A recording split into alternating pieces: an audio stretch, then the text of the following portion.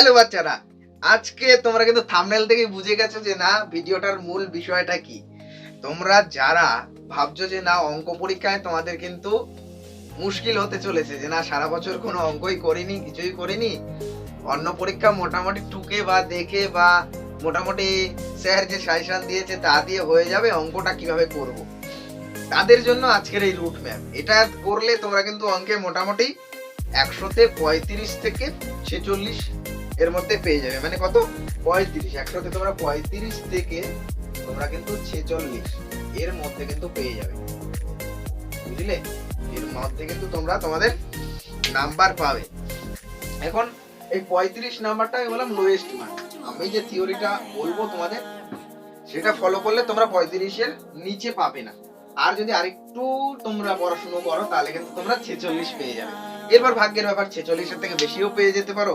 এখন তোমরা যদি এই রুট ম্যাপটা ফলো করো তাহলে অবশ্যই কিন্তু তোমরা, আমি আশা রাখি যে অঙ্ক কিন্তু তোমাদের 5 নাম্বারের থেকে বেশি নাম্বার, মানে ভালো নাম্বার, যে আমি কিছুই পড়িনি সারা বছর তাহলে কি করব, তাহলে কিন্তু ভালো নাম্বার একটা তোমাদের এসে যাবে। চলো জিনিসটা কি, রুট ম্যাপটা কি আছে সেটা আমি বোর্ডে ঢুকে নিয়ে তারপর দেখাচ্ছি। চলো ঢুকে নিলাম কিন্তু তোমাদের পুরো রুট ম্যাপটা।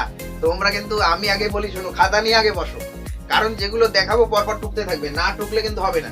খাতা নাও, পজ করো, যা বলবো সেই অনুযায়ী টোকো। যদি এই অঙ্কগুলো না আসে তখন আমাকে এসে বলো। দেখো প্রথমেই তোমাদের 15 দাগে দেখবা, তোমরা যদি একটা কোশ্চেন বের করে নাও, পুরনো বিগত সালের কোশ্চেন বা কিছু একটা, 15 দাগের কোশ্চেনে কিন্তু তোমরা পাবে গড়, মধ্যমা এবং সংখ্যাগুরু।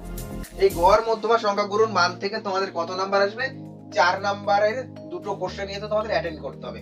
4 নাম্বারের দুটো কোশ্চেন অ্যাটেন্ড করতে হবে। এবার দেখো আসবে কিন্তু 3টে কোশ্চেন, দেখো এখানে লেখা আছে 3টি কোশ্চেন, অর্থাৎ 3টে কোশ্চেন কিন্তু আসবে, করতে হবে দুটো। ঠিক আছে, করতে হবে দুটো। এবার গড়, মধ্যমা, সংখ্যাগুরু করা কিন্তু খুবই সহজ। এর সাথে আরো একটা আছে, সেটা হচ্ছে ওজাইব। ওজাইবটা আমি সাজেস্ট করছি না, কারণ ওজাইবটা কি, ওটা করতে গেলে অনেক সময়ের ব্যাপার, সময় লাগে। এবার তোমাদের খাতায় করতে হবে, ওজাইব করতে গেলে খাতায় করতে হবে, আবার রাফ পেজে করতে হবে। তাহলে কি দরকার, তার থেকে বরং গড়, মধ্যমা, সংখ্যাগুরু মানটা তোমরা ভালো করে যদি শিখে নাও, সেখান থেকে 3টে কোশ্চেন আসবে। আশা করি এই 3টে থেকে 3টে কোশ্চেন দিক, যদি দিয়ে দেয় দুটো কোশ্চেন তোমরা করলে কিন্তু 8 এখানেই পেয়ে যাবে। খুব ভালো কথা। আর সংখ্যাগুরু মান কেন বললাম না, তোমরা তো বুঝতেই পারলে, ওটা খাতায়ও করতে হবে, প্লাস আবার কিন্তু তোমাদের যে গ্রাফ পেপার তাতেও করতে হবে। আর এগুলো তোমরা যদি নাও পারো, ধরো ভুলে গেলে পরীক্ষায়, তাহলে কি করবে, যে যে মানে যেভাবে শিখেছিলে সেই শেখাটাই কিন্তু অ্যাপ্লাই করে দেবে, অর্থাৎ যা জানো সেই অনুযায়ী করবে, মিললে মিললো, না মিললে না মিললো। কারণ কি, তোমাদের পাঠ মার্ক অনুযায়ী কিন্তু মার্ক দেওয়া হবে, নাম্বার কিন্তু দেওয়া হবে। ঠিক আছে, তাই যতটুকু পারো করে দিয়ে আসবে, কেটে দেবে না, যে পারছি না কেটে দিলাম, কাটবে না, যতটুকু করলে করে দিয়ে আসবে। যদি দেখো যে না 3টের মধ্যে 3টেই পারো না, কিন্তু কিভাবে করতে হয় জানো, তাহলে 3টেই করে দিয়ে আসো, তার মধ্যে দুটো তারা সিলেক্ট করে নেবে, বেস্ট দুটো নিয়ে তোমাদের কিন্তু নাম্বার দিয়ে দেবে। চলো 9 দাগে কি আছে, 9 দাগে কিন্তু আছে উপপাদ্য। উপপাদ্য তোমরা জানো মাস্ট আসবে উপপাদ্য। আর উপপাদ্য কিন্তু সাজেস্টিভ ভাবে উপপাদ্য পড়া যায়, যে কোন কোন উপপাদ্য গুলো পড়বো মাধ্যমিকে আসতে পারে, সেই উপপাদ্য গুলো, যেহেতু তোমাদের হাতে সময় কম এখন, প্লাস তোমাদের ভালো রেজাল্ট যেহেতু করতে হবে, সেই অনুযায়ী সাজেস্টিভ উপপাদ্য গুলো পড়তে শুরু করো। আমি মোটামুটি উপপাদ্য সিরিজ শুরু করে দিয়েছি। আর গড়, মধ্যমা, সংখ্যাগুরু নিয়ে চেষ্টা করব ভিডিও আনার, কিভাবে সহজ পদ্ধতিতে করা যায়, কারণ সময় কম, সময় খুবই কম। এখন শিখবে যত সহজে শেখা যায় সেটা।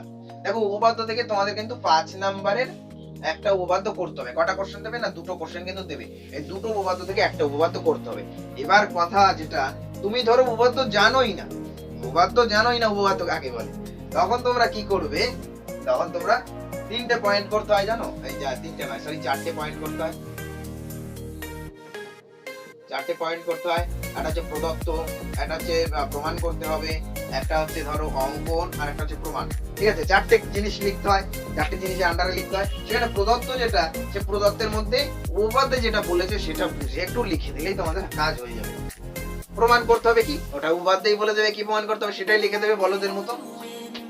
3 নম্বরে যেটা বলছে অঙ্কন। অঙ্কন কি, অঙ্কনটা একটু টাফ হয়, কিন্তু তবুও একটু মনে রাখার চেষ্টা করবে যে না কিরকম ছবি ছিল এটার। আর পরে যদি বুঝে নাও যে কিরকম অঙ্কন হবে তাহলে তো মিটেই গেল। সে অনুযায়ী অঙ্কনটা করে নেবে।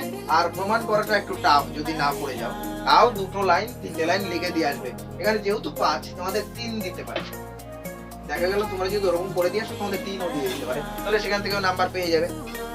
চলো 8 দাগে যেটা বলছে তার আগে আমি বলে দিই, উপপাদ্য সিরিজ কিন্তু আমি পড়ানো প্রায় শেষ উপপাদ্য। সেখান থেকে উপপাদ্যগুলো যদি দেখে নাও তাহলে হয়ে যাবে। যদিও সেখানে আমি ইম্পর্টেন্ট উপপাদ্য হিসাবে ওইভাবে করিনি, সব উপপাদ্যই করে দিয়েছি। তাও তোমরা যদি বলো উপপাদ্যর যে সাজেশন লাগবে সেটাও করে দেওয়া যায়, কিন্তু উপপাদ্য সেখানে সব করে দেওয়া আছে, সেগুলো দেখে নিতে পারো যে এক ঝলকে কিভাবে উপপাদ্যগুলো করতে হয় সেগুলো জানার টেকনিকটা আগে জানো। চলো 8 দাগে রয়েছে অনুপাত ও সমানুপাত। অনুপাত ও সমানুপাত থেকে একটা চ্যাপ্টার থেকেই 2টো কোশ্চেন আসবে, বুঝলা? একটা চ্যাপ্টার থেকেই 2টো কোশ্চেন, এখানে যে 2টো কোশ্চেন আসবে এটা একটা চ্যাপ্টার থেকে আসবে, তাহলে এটা ইম্পর্টেন্ট। যদি একটা চ্যাপ্টার কষ্ট করে নিই তাহলে সেটা কিন্তু মাস্ট ইম্পর্টেন্ট। এর 3টে স্টার আমি দিয়ে রাখি। উপপাদ্যও কিন্তু আমরা 3টে স্টার দিয়ে রাখতে পারি। গড় ও সাহেব এটাও 3টে স্টার দেওয়া যায়, কোনটা ছাড়বে? সবকটাই ইম্পর্টেন্ট, এটাও 3টে, এটাও 3টে, এটাও 3টে। তারপরে যেটা দাঁড়ায় তাহলে এখান থেকে 2টো কোশ্চেন আসবে, তোমাদের করতে হবে একটা 3 এর জন্য 3 1 3 1 নম্বরে 3 নম্বরে একটা কোশ্চেন এখান থেকে করতে হবে। যেহেতু 2টো পাবে যে কোনো একটা করে দেবে, হয়ে যাবে। তারপরে যেটা রয়েছে সেটা হচ্ছে দ্বিঘাত সমীকরণ।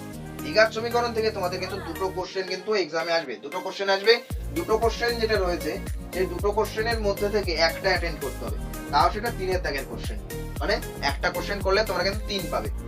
তাহলে সেই হিসাবে দ্বিঘাত সমীকরণ থেকে তোমরা কিন্তু 3 মার্কসের একটা, মানে 3 মার্কসের একটা কোশ্চেন করলে কিন্তু তোমাদের সেখান থেকে 2টো কোশ্চেনের থেকে একটা করলে হয়ে যাবে। তাহলে দেখো দ্বিঘাত সমীকরণ থেকে 2টো অঙ্ক আসছে। তাও আবার দ্বিঘাত সমীকরণের কোন পার্টটা থেকে আসবে?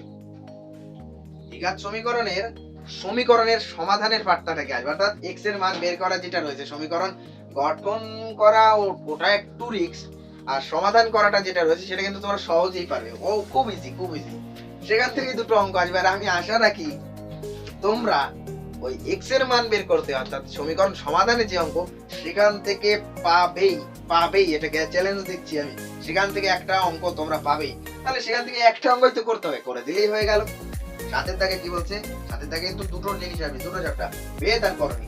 এর মধ্যে আমি সাজেস্ট করি তোমরা কিন্তু করণীটা অ্যাটেন্ড করার চেষ্টা করবে, করণী, ঠিক আছে? 2টো চ্যাপ্টার থেকেই আসবে, করণী হয় করো, না হলে ভেদ করো, কিন্তু করণী করার চেষ্টা করবে, কারণ করণী ইজি। আর করণীর আমি করিয়ে দিয়েছি, করণী করিয়ে দিলাম, সব থেকে সহজ পদ্ধতিতে করণী কিভাবে করতে হয়, তাই সেখান থেকে করণীয় তোমরা করে নিতে পারো।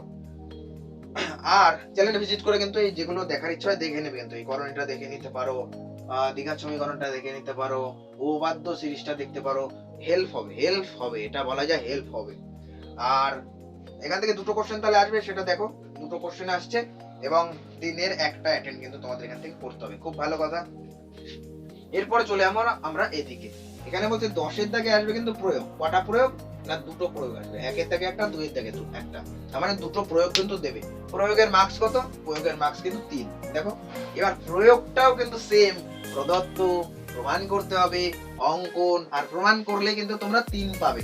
এবার যদি না পারো, যা হোক লিখলে তোমরা 2 তো পাবে, 2 তো তোমরা পাবে, ঠিক আছে? আর যদি ভালোভাবে পড়ে যাও তাহলে তো পাবেই। এবার আমি প্রয়োগের একটা হিডেন কথা বলি, প্রয়োগের একটা কোশ্চেন আসে তোমাদের বইয়ে যে প্রয়োগগুলো করে দেওয়া আছে সেখান থেকে, আর একটা কোশ্চেন আসে কিন্তু এক্সারসাইজ থেকে কিন্তু আর একটা কোশ্চেন দেয়।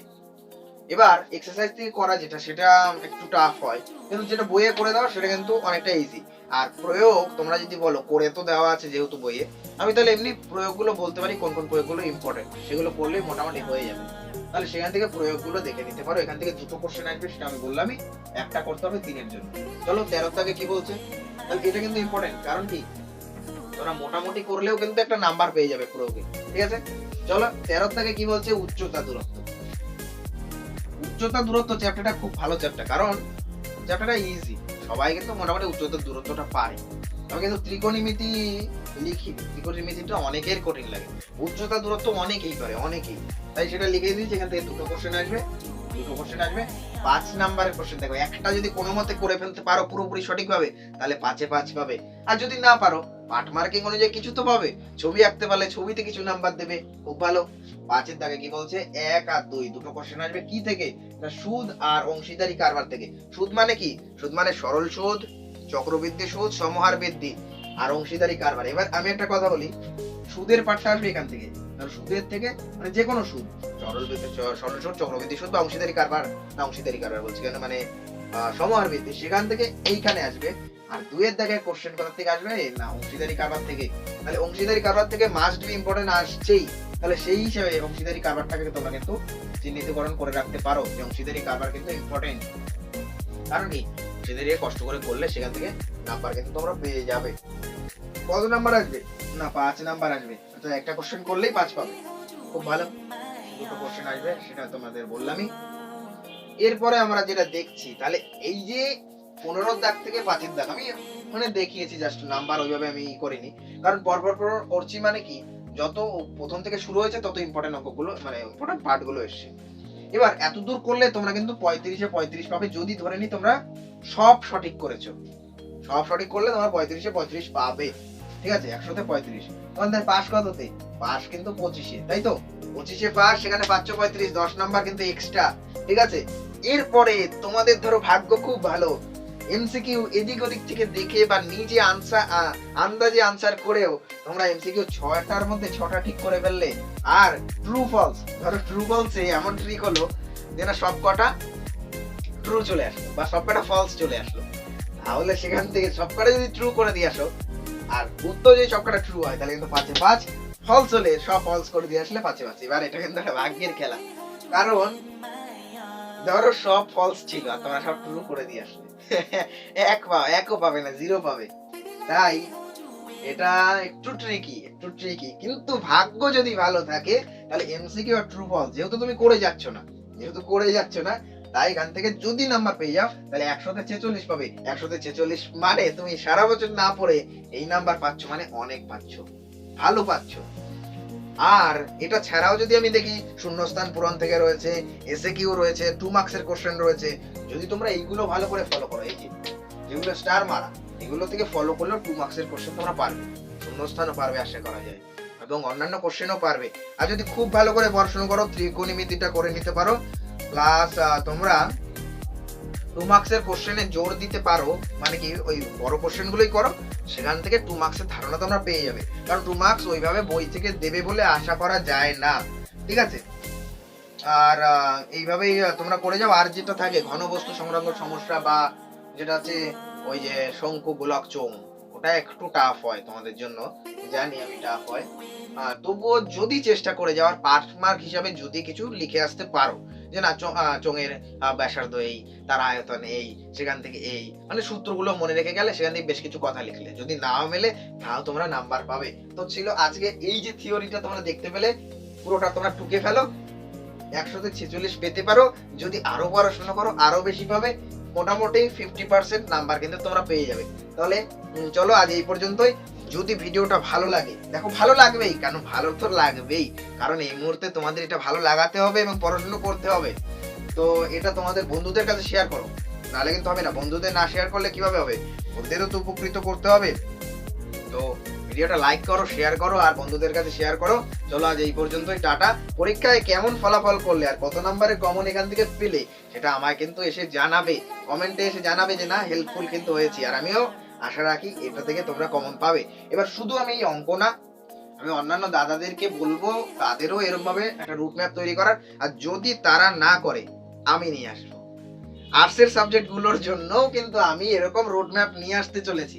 ঠিক আছে, দেখছি সেটা কতদূর হয়। কি মোটামুটি ভূগোল, ইতিহাস এগুলোতে তো হয়, অন্যান্য সাবজেক্টে হয় না, অনেক সাবজেক্ট আছে হয় না, বাংলাতে যেমন হয় না, তবুও বাংলাতেও হয়। কি করলে কি হয় সেটাও দেখাবো। আর একটা বিষয় হচ্ছে, দেখো যেটা আমি কিন্তু বলতে তোমাদের ভুলে গেছিলাম, সেটা হচ্ছে 11 দাগে দেখো তোমাদের কিন্তু দুটো কোশ্চেন কিন্তু আসবে, এটা মাস্ট ইম্পর্টেন্ট, এটা আমার আগে বলা উচিত ছিল। সেটা হচ্ছে 11 দাগে কিন্তু দুটো সম্পাদ্য আসবে, এই দুটো সম্পাদ্যের মধ্যে থেকে কিন্তু তোমাদের একটা সম্পাদ্য করতে হবে। এবার সেই একটা সম্পাদ্য করলে কিন্তু তোমার 5 নাম্বার পেয়ে যাবে। তাহলে সেই হিসাবে আমরা একটু আগেই দেখেছিলাম যে তোমরা কিন্তু 35 নাম্বার কিন্তু পাচ্ছিলে ওই টোটাল আগে যত দূর করেছিলে তা থেকে। আর এখন এখানকার 5 যদি যুক্ত হয় তাহলে তোমরা কিন্তু 100-তে 40 পেয়ে যাচ্ছ। আর যদি ট্রু ফলসটা তোমাদের যদি কারেক্ট হয়, ধরে নিলাম 11টার মধ্যে তোমাদের 10টা কারেক্ট হলো, তাহলে সেক্ষেত্রে কিন্তু তোমরা 100-তে 50 পাবে, অর্থাৎ 50% নাম্বার কিন্তু তোমরা এখান থেকে পেয়ে যাবে। চলো আজ এই পর্যন্তই। ভিডিওটা তোমাদের যদি ভালো লাগে তাহলে অবশ্যই শেয়ার করে দিও, একটা সাবস্ক্রাইব করে দিও, চলো আজ এই পর্যন্তই, চলো টাটা, সবাই ভালো থেকো, পরীক্ষায় ভালো রেজাল্ট করো।